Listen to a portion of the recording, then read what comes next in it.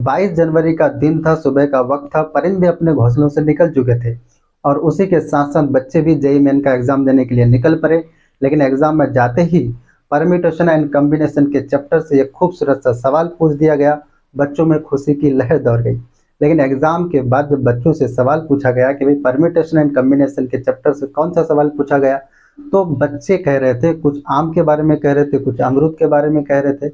यानी कि कुछ कह रहे थे कि आम के बारे में पूछा गया था, कुछ कह रहे थे अमरूद के बारे में पूछा गया। तो हम देखते हैं वो आम या अमरूद क्या था। देखिए, कुछ बच्चे कह रहे थे कि ये ऊपर वाला सवाल पूछा गया और कुछ बच्चे कह रहे थे ये नीचे वाला सवाल पूछा गया।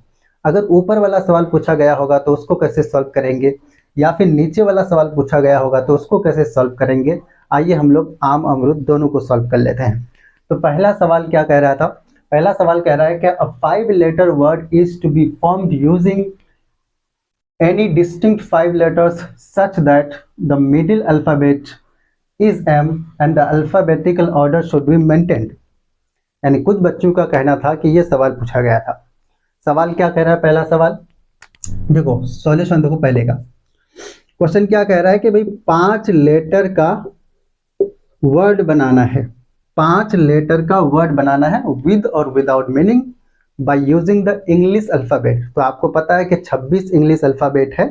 उनमें से क्वेश्चन में क्या कहा गया है कि जो मिडिल अल्फाबेट है वो एम होना चाहिए। ठीक है, तो कितने वर्ड बनाए जा सकते हैं टोटल? तो हम क्या करेंगे, एम को मिड पॉइंट पर फिक्स कर देंगे। ठीक है, उसके बाद 5 लेटर का वर्ड तभी बनेगा जब इन दोनों प्लेस को भी भर दिया जाए और इन दोनों प्लेस को भी भर दिया जाए। तो एम से पहले टोटल कितने इंग्लिश लेटर्स हैं? पता है आपको, 12 है। तो 12 में से कोई दो सेलेक्ट कर लेंगे। तो 12 C2 तरीके से हम कर सकते हैं, 12 में से किसी दो लेटर को 12 C2 तरीके से हम क्या कर सकते हैं, सेलेक्ट कर सकते हैं। और सेलेक्ट करने के बाद दोनों को यहाँ रख देंगे, है ना। तो परम्यूट नहीं करना है। क्यों नहीं करना है? क्योंकि अगर आप मान लीजिए यहाँ पर AC ले लिए तो फिर CA नहीं ले सकते हैं। ऐसा इसीलिए क्योंकि अल्फाबेटिकल ऑर्डर मेंटेन करना है। ठीक है, उसी तरह से M के बाद ये जो जगह है यानी प्लेस है, इन दोनों को भरने के लिए कितने तरीके हैं? तो भाई 13 इंग्लिश अल्फाबेट होता है, उनमें से कोई दो को सेलेक्ट कर लो। तो 13C2 तरीके से इन दोनों प्लेस को भर सकते हैं। तो ये तो M तो पहले से भरा हुआ है, फिक्स्ड है। तो M से पहले जो दो प्लेस है इसको हम लोग 12C2 तरीके से भर सकते हैं, और M के बाद जो दो प्लेस है इसको हम लोग 13C2 तरीके से भर सकते हैं। तो हम जब इन दोनों प्लेस को भी भर लेंगे और इन दोनों प्लेस को भी भर लेंगे तब वर्ड बनेगा।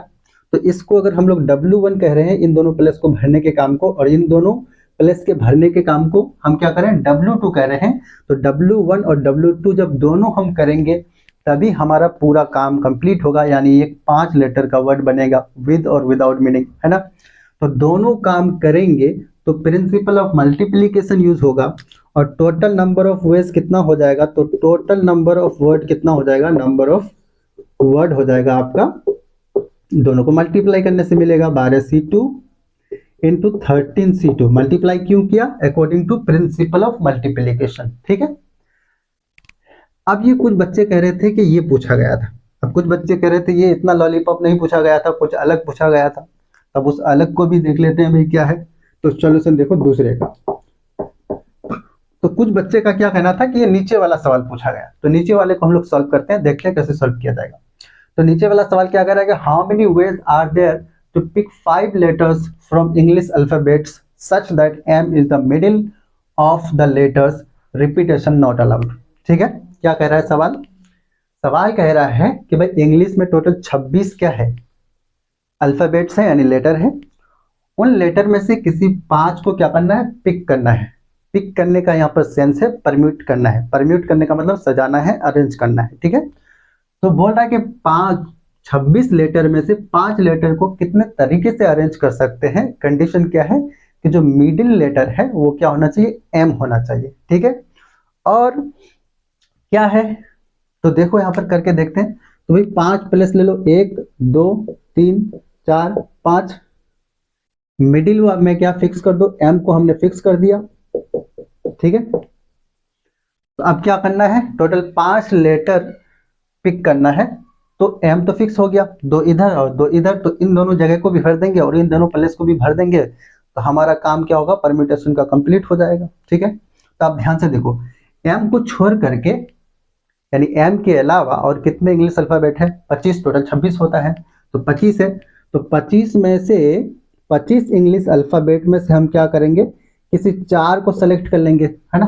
25 में से कोई चार सेलेक्ट हो जाएगा, तो कितने तरीके से हम कर सकते हैं, 25C4 इतने तरीके से कर सकते हैं।